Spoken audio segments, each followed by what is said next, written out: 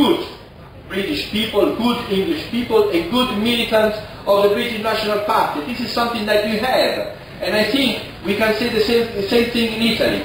We have managed to secure a future for our movement. Now we have to save our country. This is the most difficult bit. But we have got the ideas. And I think that when we speak to people and we tell our ideas, I'll tell you just very few points of what our main political agenda. Obviously, first thing, stop immigration, start repatriation. The second thing, strengthen the family. If the family is strengthened, it means that the first cell of the society is strengthened. It means that the state helps people to have more children. This is essential. In Italy was known to be a country with a lot of kids. It's not anymore. There is not one single help from the state. And this is a shame. Where a state should be there to help the future of the country, which is the children. Well, the other thing that we managed, I think, to stop, it wasn't just us, but we contributed quite a lot, is the idea there should be an alternative marriage. Not just a marriage of a man and a woman, but another kind of marriage. We don't think, as Italians, as Christians, as Europeans, that that is possible. We think there is just one marriage from one man and a woman.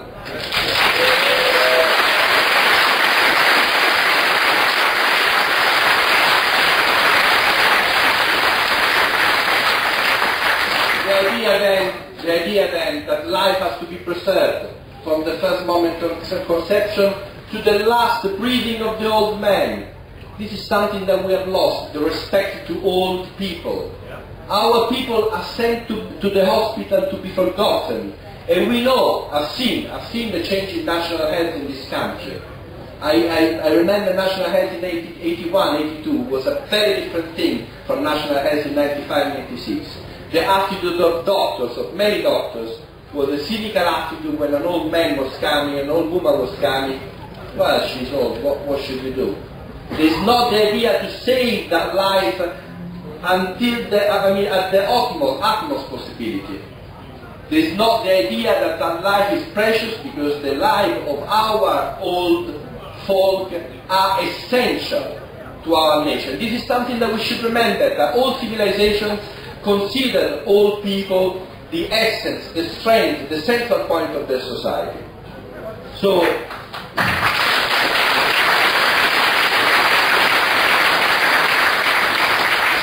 stop immigration, strengthen the family, traditional values.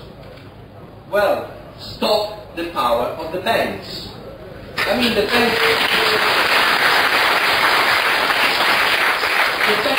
banks were conceived at one stage. Let's look at the best sort of line of thought. Were conceived as a stage, as an element that could be social. It could help what needed the help in order to grow bigger, as a family or as a business. Well, now the center of the economy has become the bank. The banks are subsidizing themselves with huge amount of money. You know how much money the Central Bank of Europe has given to the other banks in the last months? I'll tell you the figure because no one knows it. It came out in a small article somewhere. 485 billions of euros. Money that go down the drain, they cover a hole and then they go down again the drain. So this is the power of the banks. The banks have strangled the small business, they have strangled the families, and they are strangling the nations. We should have a system in which the currency is issued by the state and the banks become a social instrument. They don't become a profiteering instrument. And that is essential for the economy of a country.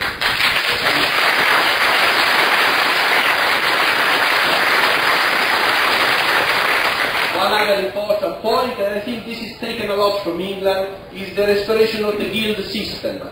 The guild system is the one that protects the workers. We do not believe very much in trade unions, even though trade unions can be very helpful today. And nationalist trade unions could make sense. But the guild system is what is historically in our continent to protect the best interests of our workers. And that's the best weapons against capitalism.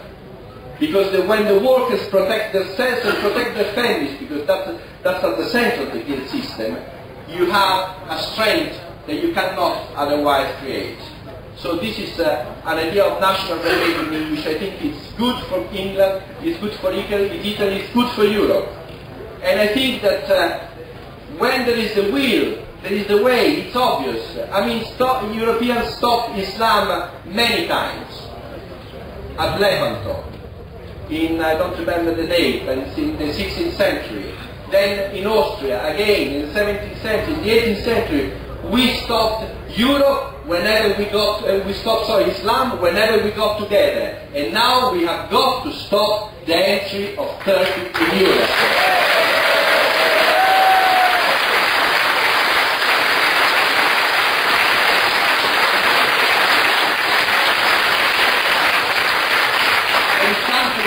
There is something that people do not know about Turkey. Turkey is not just 80 million Muslims. It's not just that. Because Turkey has given the possibility to all the Turcophone countries, which is Azerbaijan,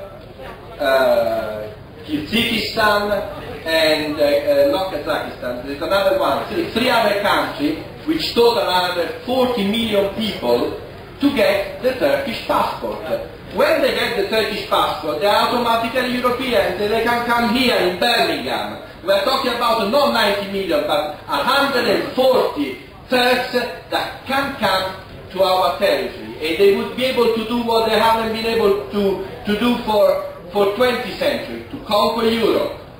And we must stop that, because to allow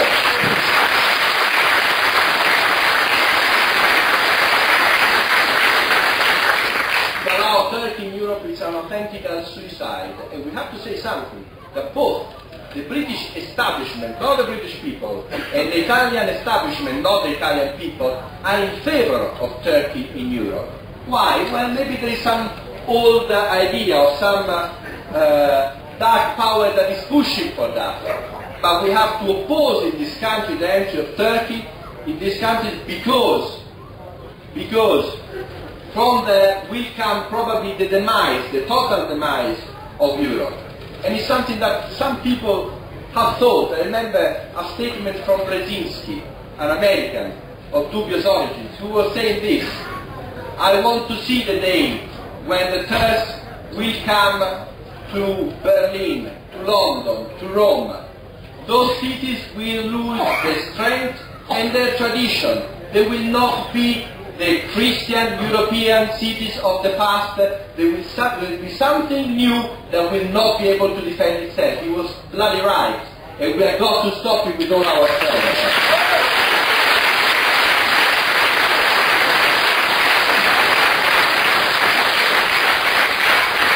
And now the British National Party has got a great possibility.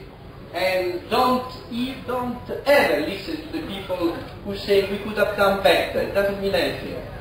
You have achieved a very important step, which is 2 MEPs. The work that they will be able to do, especially when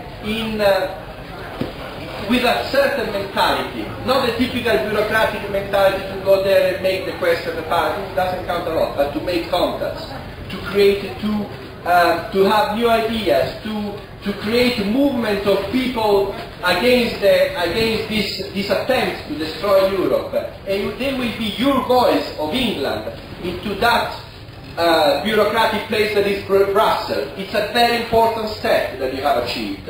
But there is another step that you have to achieve, and we don't know when it will be achieved, which is basically the British National Party at the head of a national awakening, as I want to see Forza Nuova at the head of the Italian awakening, because we want to see both something that was said before, a Europe that is free, that is great, that is rooted in its tradition, and is the real center of the real freedom that we can conceive. And it's not the freedom of liberalism, it is the freedom of the free men that have populated this country or populated this continent. Thank you.